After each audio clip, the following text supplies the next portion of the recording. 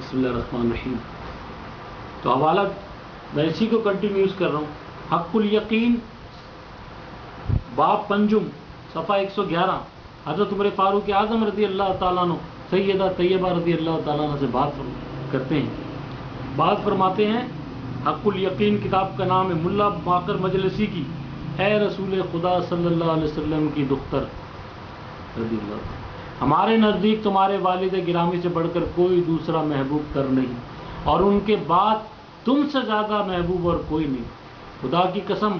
تمہارے یہ ادب احترام محبت مجھ کو اس بات سے نہیں روک سکتی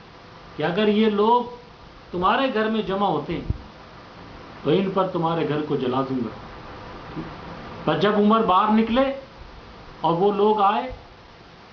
تو سیدہ فاطمہ رضی اللہ تعالیٰ کا عمر نے اس طرح کہا ہے، اور میں جانتی ہوں کہ اگر تم پھر اس مکان میں آئے، دوبارہ آئے اس مکان میں، تو عمر اس دھمکی کو پورا کر دے گا، لہذا تم دوبارہ اس مکان میں نہ آنا. لہذا وہ لوگ مکان سے نکلے اور سیدھے ابو بکر صدیق رضی اللہ تعالیٰ کے پاس آ کر بیعت کر لی.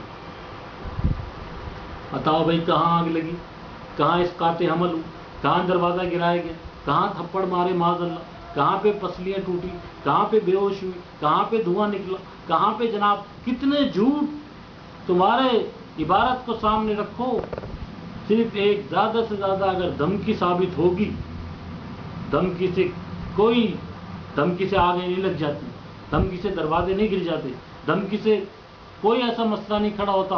لہذا اگر بالفرد محال ہم دھمکی مان بھی لیں تھوڑی دیر کے لیے، ہم تو تمہارے سے سند مانگ رہے ہیں کہ لاؤ جلانے والے واقعے کی اپنی کتابوں سے سند دکھاؤ، اور پھر دیکھو کہ تمہارے لوگوں نے بتا دیا کہ شیطانی روایتیں اور معتزلی کی روایتیں اور کیسی کیسے لوگوں کی روایتیں، اور یہ حق الیقین پہ ہم کہتے ہیں چلو اس عبارت میں کم از کم وہ گستاخیاں اور بے ادبیاں نہیں ہیں جو دیگر ہوئی. اس میں کم از کم ایک معقول ایک ایسی بات اس پہ ہم تھوڑی دیر کے لیے اتفاق کرنے کو تیار ہیں، صرف اہل بیت کی عظمت کے خاطر، صحابہ اکرام رضوان اللہ تعالیٰ علیہم کے مقام کے خاطر. لیکن جب انہوں نے کوئی بے ادبی نہیں کی اور انہوں نے ان کی بے ادبی نہیں کی، ہم کون ہوتے ہیں، تم کون ہوتے ہو بے ادبی کرنے والے. اور پھر یہی نہیں، انہوں نے کیا کیا، اسی صفحے پر 178 پر انہوں نے جو ہے ایک بات لکھی، اور ابن ابی الحدیث شرح نہج البلاغہ کے میں تفصیل سے بتا چکا ہوں کہ وہ کون ہے، لیکن اس کے باوجود اس نے کمال کر دیا، اس نے روایت کو غیر ثقہ غیر موثوق قرار دے دیا. اب کون سی روایت کہاں سے لاؤ گے؟ جب تک الحدیث کے لیے اپنے برات نہیں کرو گے تو یہ وہی مسئلہ ہے کہ اہل بیت کی دشمنی اللہ تعالیٰ محفوظ رکھے، صحابہ اکرام کی بے ادبی اللہ محفوظ رکھے. لکھا ہے اسی 178 پیغمبر اکرم صلی اللہ علیہ وسلم خون عبار کو مباح کیوں کیا تھا. مشہور سنی عالم ابن ابی الحدیث شرح نہج البلاغہ. فتح مکہ میں 6 ہجری یہ رسول خدا صلی اللہ تعالیٰ علیہ وسلم نے عبار بن اسود کا خون مباح قرار دیا تھا. اس کا جرم یہ تھا کہ جب رسول خدا کی بیٹی زینب ہجرت کر کے مدینے جا رہی تھی تو اس نے نیزے سے انہیں محمل خوف زدہ کیا تھا، جس کی وجہ سے حضرت زینب کی شکم کا بچہ ساقط ہو گیا. اس لیے رسول خدا صلی اللہ علیہ وسلم نے فتح مکہ کے موقع پر عام معافی کے اعلان کے باوجود اس کے خون کو مباح قرار دیا. اس بات کی سند چاہیے کہ مباح قرار دیا جب حضرت امیر حمزہ رضی اللہ تعالیٰ عنہ کے قاتل حضرت وحشی کو حضور معاف فرما رہے ہیں، کانٹے بچھانے والوں کو معاف فرما رہے ہیں، اور دنیا بھر کے ظلم و ستم شیب ابی طالب میں حضور صلی اللہ تعالیٰ علیہ وسلم تقریباً 2-3 سال گزارے، ان کو بھی حضور معاف فرما رہے ہیں، دیگر بڑے سے بڑے اس کو معاف فرما رہے ہیں. تو یہ اس کو حضور نے قتل کا حکم کب دیا؟ اور وہ ہمیں اس کا حوالہ چاہیے، اگر شیعہ حضرات سچے حوالہ دیں. پھر آخر میں لکھتے ہیں رسول خدا عبار بن اسود کا خون اس وجہ سے مباح کیا تھا کہ اس کو قتل کر دیا جائے کہ اس مباح کیا تھا کہ اس نے آپ کی صاحبزادی زینب کو خوفزدہ کیا تھا، جس کی وجہ سے ان کا عمل ساقط ہو گیا۔ اس وجہ سے معلوم ہوتا ہے اگر پیغمبر خدا زندہ ہوتے تو آپ اس شخص کا خون بھی مباح قرار دیتے جس نے حضرت فاطمہ کو خوفزدہ کیا تھا، جس کی وجہ سے ان کا عمل گر گیا تھا۔ جی ہاں، ہم کہتے ہیں اگر یہ واقعہ ہوتا اور حضور علیہ الصلوۃ والسلام نے غبار کا خون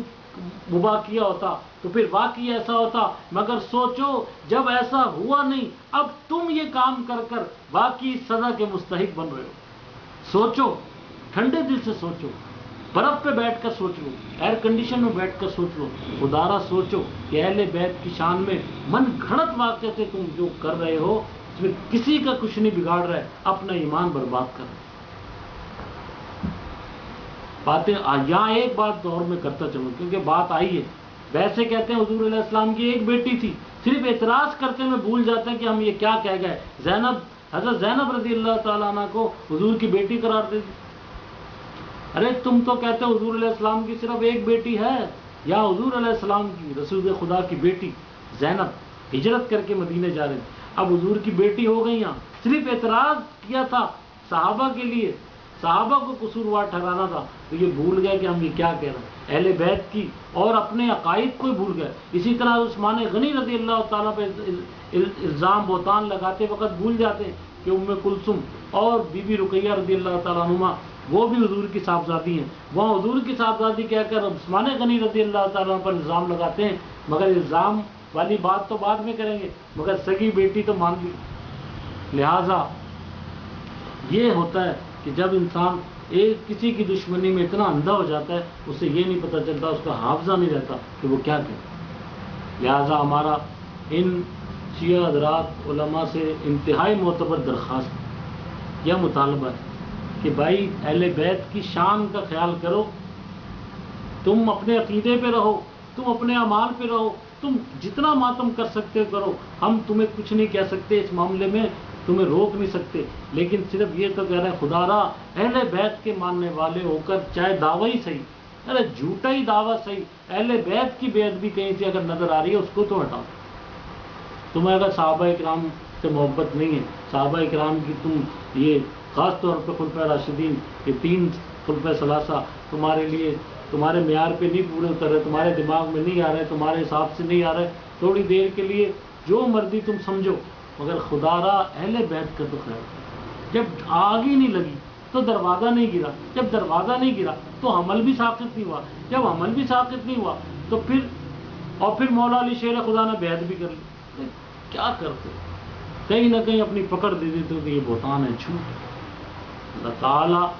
صحابہ کرام اہل بیت الزام سچا ادب احترام دنیا میں اس کو کرنے کی توفیق عطا فرمائے اور اس کا صلہ اور جزا قیامت کے دن لینے کی توفیق عطا فرمائے۔ وآخر دعوانا ان الحمد للہ رب العالمین۔